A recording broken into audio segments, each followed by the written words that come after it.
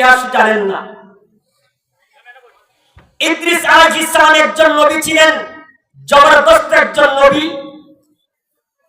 উনি দরস দিতেন। কি দিতেন? দরস, পাঠদান করতেন। এই কারণে আল্লাহ পাক রব্বুল আলামিন তাকে উপাধি নাম দিলেন ইদ্রিস।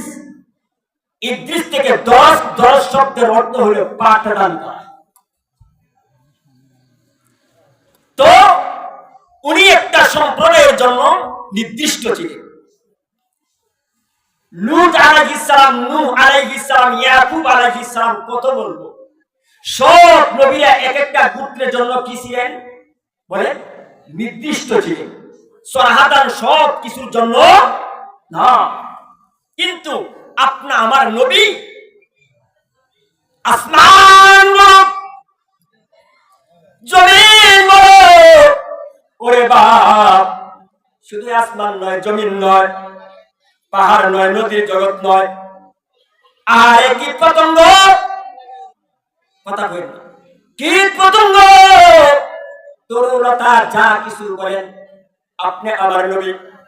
শুধু তাই নয়, বিন্দুকে বিন্দু, আরে জাররাকে জাররা, মহান রব্বুল আলামিন গোটা পৃথিবীতে যা কিছু বানাইলো তামামকে তামাম, হিন্দু বলেন, কি হিন্দু বলেন, বৌদ্ধ বলেন, খ্রিস্টান বলেন, যা উপজাতি আছে, আহারে জঙ্গলার পশু পঙ্খী জীব জন্তু, সব কিছুর জন্য আপনার আমার নবী রাহমাতাল লিল আলামিন। সুবহানাল্লাহ। কথাটা এখন মনে হয় বুঝছেন?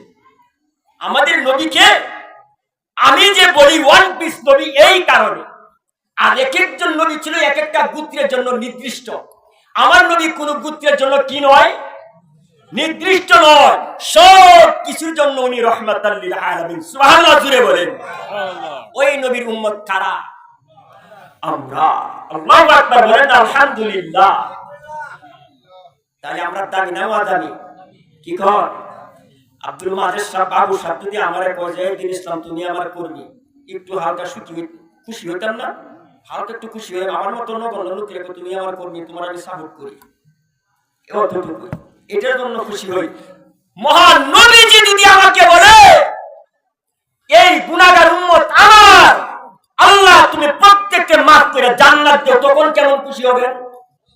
আহা, শরীয়ত তরিকত তামামি, আসল মে মুহাম্মদ কা উম্মতি, শরীয়ত তরিকত তামামি, আসল মে মৌলা কা গুলামি, হাকিকত গো মারিফত গো তামামি, আসল মে মুহাম্মদ কা গুলামি, আসল মে মুহাম্মদ কা উম্মতি।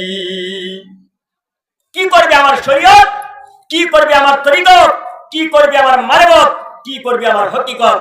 বাপরে, আমার নবীর সিল চপ্পরটা যদি আমার গায়ে লাগানো থাকে, সব বাদ, আমি প্রিয় শ্রেষ্ঠ একটা উম্মত হয়ে গেলাম। সুবহানাল্লাহ জুড়ে বলেন। আমি কিন্তু এখনো বয়ানও গেছি না, রাসূলের শান বয়ান করতেছি আমার প্রিয় নবীর। আপনাদেরকে যে নবীর যে উম্মত, আপনারা যে শ্রেষ্ঠ দামি একটা উম্মত, আশরাফুল মাখলুকাত, আমরা সমস্ত জীবের শ্রেষ্ঠ, আমরা এমন একটা শ্রেষ্ঠ নবীর উম্মত, আমরা শ্রেষ্ঠ উম্মত, অন্য নবীদের বেলায় আমরা সাক্ষী প্রদান করা। বলেন আল্লাহু আকবার। আল্লাহু আকবার। হযরত নূহ আলাইহিস সালাম কিতাবে লেখেন, বিভিন্ন মতৈক্য আছে, 950 বছর দাওয়াত দিছে, 86, 80, 81 এরকম বর্ণনা আছে। উম্মত পাইলেন এত বছর দাওয়াত দেওয়ার পরে নূহ আলাইহিস সালামকে কাল কিয়ামতের দিন তার সম্প্রদায়ের লোক বলবে আমাদের বেলায় কোনো নবী যায় নাই। তখন নূহ আলাইহিস সালাম বলবে কি করব? নূহ আলাইহিস সালাম বলবেন, ওগো মালিক, আখিরি নবীর ওই যে উম্মত যারা বসে আছে তাদেরকে জিজ্ঞেস করে দেখেন আমি কি তার কাছে গেছিলাম কিনা, ওই সম্প্রদায়ের কাছে। তখন ওই সমস্ত আখিরি নবীর উম্মতদেরকে জিজ্ঞাসা করবেন, কে? জুড়ে বলেন কে? আল্লাহ।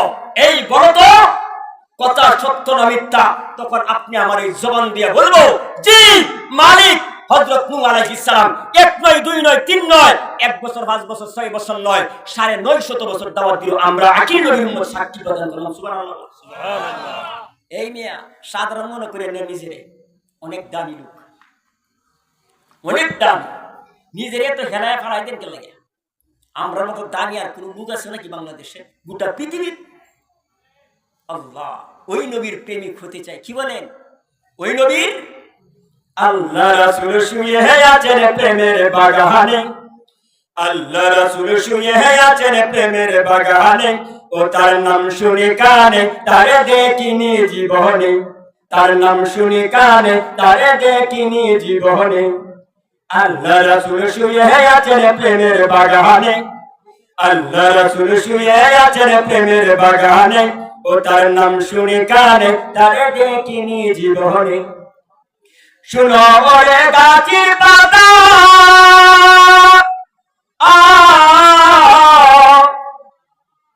করছ কেন লড়াচড়া, আহা পাতাতে তাকাইয়া দেখি ডাকছ নবীকে, নবীর নাম শুনি কানে তারে দেখিনি জীবনে, ও তার নাম শুনি কানে তারে দেখিনি জীবনে। কথা ঠিক না ঠিক? এখন দেখছেনি তো, দেখছি এই যে আদার দিতাছি, ওরা বয়ান শুরু করছি না, আদার কি দিতাছি, লোক যে আইতাছে না, যে আস্তে আস্তে পিছনে তাকায় দেখেন মরে গেছে। আলহামদুলিল্লাহ কর, বয়ানও যায় নাই, আদার দিতেছি আসার জন্য।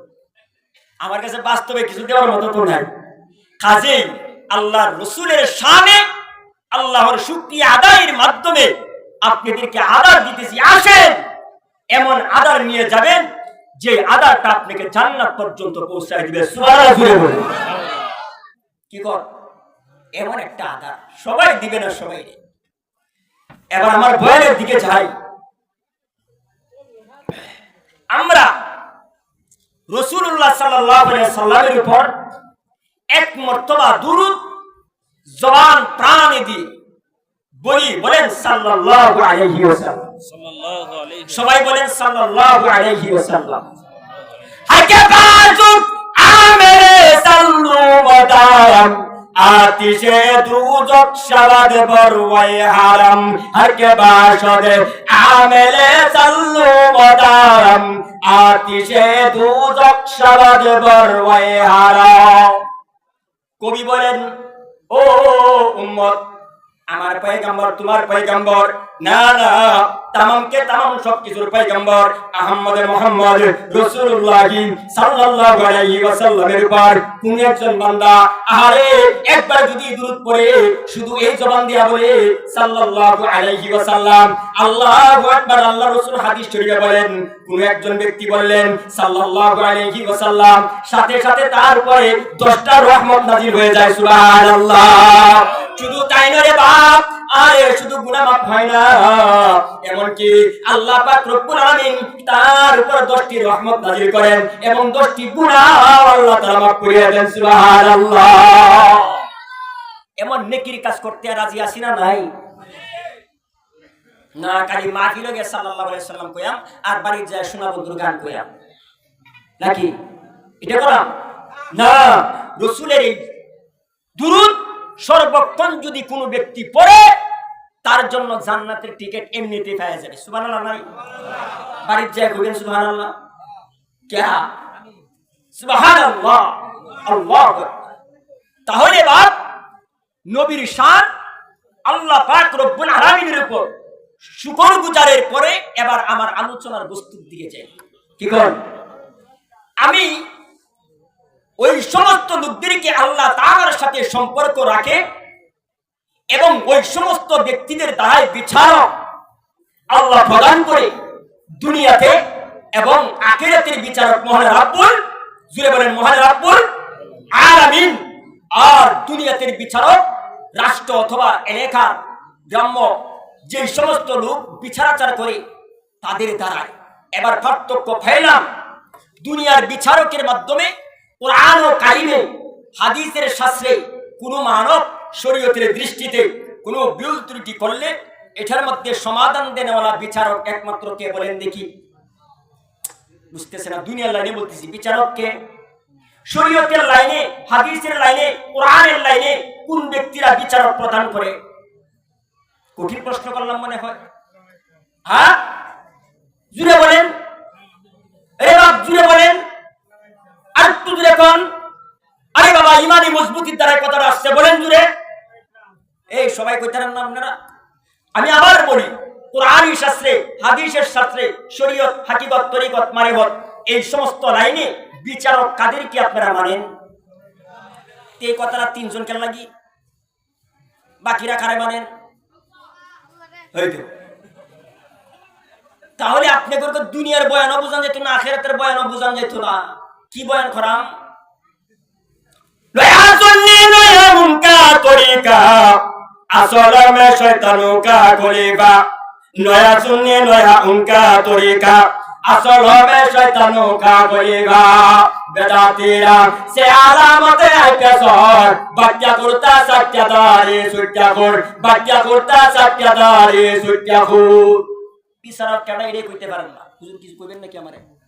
আচ্ছা, দুনিয়ার লাইনের বিচারক আমরা, কোরআন হাদিস শরীয়ত মারিফত তরিকত এই 4 লাইনের বিচারক আমরা, অথবা কোরআন হাদিসের এই 6 লাইনে যদি কোনো ডিস্টার্ব হয়, ক্ষতি হয়, বিচারক মানি কারে? একটু আরেকবার বলেন, কারে? উলামায়ে কেরাম দেরকে। এবার এই জায়গায় মেন আলোচনা বুঝবেন, আমার আলোচনা এইদিকে। উলামায়ে কেরাম আপনি আমাদের বিচার করে ওই সমস্ত লাইনে যদি কি হয়, ডিস্টার্ব হয়, খারাপ কিছু করি, তাহলে উলামায়ে কেরাম আপনি আমাদের বিচার করে সমাধান করে দেন। এই লোকটা আপনি আমার চেয়ে কি অন্য কিছু দ্বারা আল্লাহ তৈরি করছে? জুড়ে বলবেন, জুড়ে বলবেন। আপনি আমার মতো মানুষ, ঠিক নেই? আপনি আমার মতো মানুষ। ওরা হবে দুনিয়ার লাইনের বিচারক, শরীয়তের দৃষ্টিতে এক কথা। ওই সমস্ত মানুষ আপনি আমার বিচার করে তাদেরকে আমরা উলামায়ে কেরাম বলতেছি। মোট কথা, কোরআনী জ্ঞান যাদের আছে তাদেরকে আমরা মানি। এবার আয়েন, সব উলামায়ে কেরাম বিচারক হতে পারে? যেরকম বিচারক হতে পারে না। তাহলে হুজুর এই লাইনে মনে আপনিও আছেন, আপনিও তো বিচারক না, কথা রাইট? বিচারক হওয়ার মতো আমার কাছে সেই এলেম নাই, আমি দুর্বল। বিচারক করবে কে? আলেম মোটামুটি ভাবে প্রাথমিক অবস্থায় 2 প্রকার। এই বাবার কথাটা মন দিয়ে শুনবে। কয় প্রকার বিচারক আলেম? কয় প্রকার? 2 প্রকার। একজন হলো শুধু আলেম, কথাটা মাথায় নেবে। সামাজিক এলাকার দৃষ্টিভঙ্গিতে একজন আলেম বলি।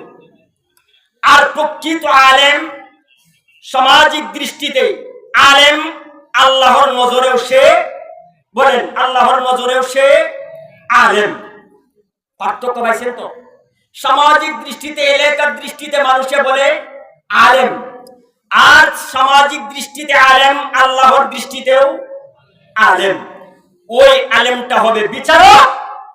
আর সামাজিক দৃষ্টিতে যে আলেম, সে কখনো বিচারক হতে, কথাটা কি আমার না আপনাদেরও? আমার কথার সাথে একমত নাকি? তাহলে বুঝা গেল আলেমের ভিতরেও ঠেলাঠেলি, বলেন বসাবসি, হিংসা হিংসি সব আছে। প্রকৃত কথা বলতে কোনো ভয় নাই। এই নিঃশ্বাসটার মালিক কে? চোখ দিয়ে তাকাবোর মালিক কে? হাত দিয়ে শক্তি আছে মালিক কে? পাও দ্বারা হাঁটাই কে?